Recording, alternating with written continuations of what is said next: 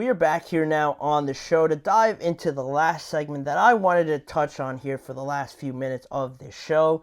The Panthers and what they're trying to establish as their number one priority on offense. That would be the running game, because last year, not great at all for the Carolina Panthers. Obviously, you go 2-15 last year when they fired Frank Reich. Also, Bryce Young not having the best of times in his first year in the NFL, especially when he's getting compared to CJ Stroud and them being drafted right next to each other. That's always going to be a conversation, and it's not a great start for him compared to how CJ Stroud started his campaign in the NFL. And then now you have Dave Canales stepping in as a first-time head coach, where it could bring some more question marks in terms of this team by bringing in a guy that has never been in this role before. Even though he had success with the Tampa Bay Buccaneers, there's still a difference there. I always believe that some coaches, some, people just in general blossom or just are more efficient in certain roles as an offensive coordinator. Maybe some people are way better at that than they are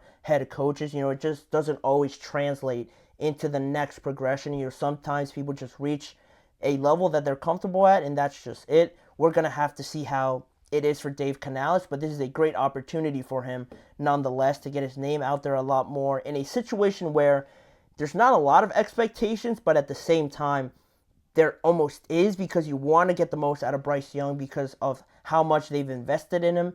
And I think they're already doing a better job of surrounding him with better talent around him, because my biggest issue last year was the fact that I didn't think this team was ready to draft Bryce Young. The fact that they traded with the Chicago Bears to get that pick, and they still drafted him anyway.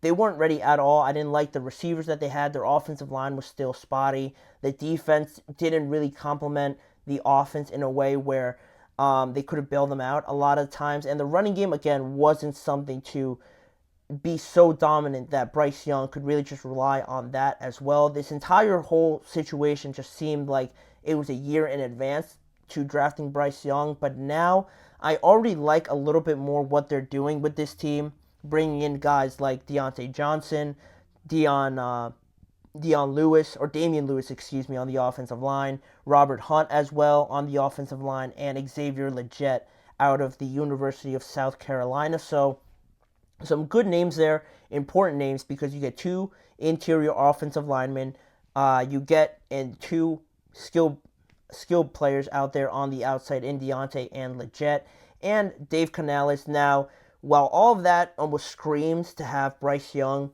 be better at, passing, being a quarterback, what comes with being a quarterback, obviously passing the ball and being more efficient in that area, Dave Canales has already established that it might not be so much of the passing game, but more so of the running game, when he said recently it all starts with the run game, and he continued on after that when he said that's what this draft and this offseason was all about.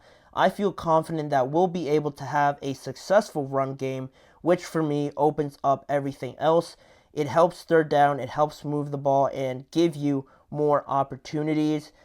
The last part is crucial for me, just give you more opportunities, because when you saw the Panthers last year, it almost seemed like every series that they went out there for, it was going to be a 3-and-out. That's the level of, deficiency, the level of, how bad this got for the Carolina Panthers. That's how bad it got, where you'd expect them to go out there in every series to just be a 3-and-out. You were more surprised when they got a first down than when they didn't get a first down and they went 3-and-out. That's the level of where this offense was last year, and a lot of that had to do with a rookie quarterback coming in, just not having a lot of help around him. But now they're doing that a little bit better, and people, like I mentioned, would have thought that this would right away put Dave Canales in a situation where they want to improve the passing game, but he is going more so with the running game. And I think that's interesting because they have Miles Sanders there already. You have Chuba Hubbard there, who, are solid pieces, I guess, to have as a running back duo, but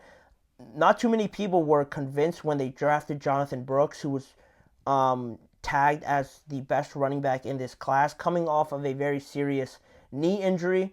A lot of people were confused by that, but now it's starting to open it up a little bit more on why they did that, to have him be maybe more of a prominent role. Are they going to throw three running backs out there? Probably not when Jonathan Brooks comes back. I would probably assume that he will take a bigger role in this offense. Maybe some carries away from Miles Sanders because he came in on a decent contract for him after playing with the Philadelphia Eagles, but he almost lost his job to Chuba Hubbard, and that doesn't paint a good picture overall for what his future could look like with the Carolina Panthers. So that's one thing. Jonathan Brooks could be a major contributor right away for this team, but how much can he really do off of that knee injury? And I think just monitoring what Dave Canales said and wanting to build the running game, we still have to monitor our expectations for the biggest piece of all of this, which is Bryce Young, because you always hear about people talking about how a rookie quarterback or a young quarterback's best friend is always a great running game. And that's where I think Dave Canales wants to go eventually, what he wants Bryce Young to, blossom into. But I think we still have to monitor the expectations we have for this because it all sounds good, but I don't expect them to go out there and have this great top 15 running game. It's certainly going to be better than what they had last year because it is hard to be worse than 2-15. So you're already working with a low bar of standards, so you're only going to really get better.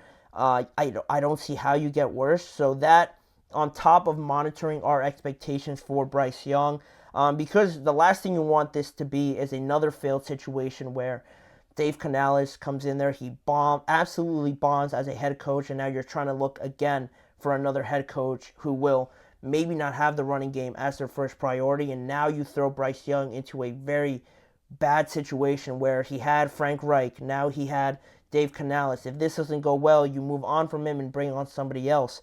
That's the last thing you want is in the first 3 years of being a quarterback. It wouldn't paint a very good picture. And overall, I just want to see stability with this Carolina Panthers team in a division where everybody is pretty much pass heavy. If you look at everybody else in that division, the Buccaneers with Baker, Mike Evans, Chris Godwin, the Falcons obviously with Kirk now, Drake London, Kyle Pitts, the New Orleans Saints a little bit with Chris Olave and Derek Carr. They're not too proficient overall as an offense, but the majority of those two other teams are very pass heavy. So the fact that the Panthers are going away from that a little bit, almost like the Los Angeles Chargers in that division with having the Raiders and how they're very talented on offense with all their weapons. Same with the Chiefs. It doesn't go without saying how talented they are. The Chargers are going in a little bit of a different direction, and now the Panthers are following that script a little bit. So it intrigues me to see how successful it is when they do play against the Falcons, when they do play against the Tampa Bay Buccaneers, how running the ball, how successful it'll be, one, but how efficient it'll be in stopping the other team's opposing offenses when they're not on the field as much, they're not in rhythm as much. I think it's something to point out. I think it's something that the Panthers want to eventually get to, but how successful they will be, it will depend a lot on Jonathan Brooks' health because he could be very successful for them in this improving offensive line, how talented he was and successful he was for Texas. So the Panthers are slowly getting all the pieces of the puzzle together. They only have a few of those pieces on the board right now, but this is a long-term project. I want to emphasize that for any Panthers fans or anything out there watching this, wanting to know what the Panthers' idea is behind all of this. It's going to get there, hopefully with Dave Canales, because I want him to do good. A young head coach trying out his luck, being a first-time head coach should be interesting. He had success with the Bucs. He had a lot to do with how Baker developed into what he is now. So hopefully we get the same outcome here with the Panthers and Bryce Young, and to make that division also a little bit more competitive, not just the Falcons and the Bucs, as everybody predicts it'll most likely be into this year. Hopefully the Panthers can sneak into there in the years to come, but that'll do it. That'll wrap it up for this episode of the GSMC Chip Shot Football Podcast, brought to you by the GSMC Sports Network. Please remember to like, follow, and subscribe to the show, as well as following the network on all forms of social media, Facebook, Instagram, X, and TikTok for additional content. And if you want to see more of this show, check out the GSMC Podcast and GSMC Sports Network channels on YouTube to check out more forms of NFL content on both of those channels on YouTube. And as a final reminder, Tune in every weekday at 6:30 p.m. Eastern Time for more discussions and just conversations around the NFL with me, Manny Maradiaga, as your host. Thanking you guys for joining me on today's show, and I expect to see you guys back here again with me tomorrow.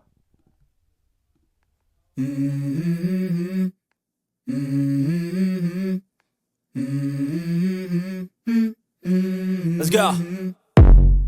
I wake up to a little bit of drool on my pillow, feel like it's gonna be a bad day. Yeah, I'm tired of shit, and the coffee ain't hit yet, damn, ain't that great. I don't wanna go to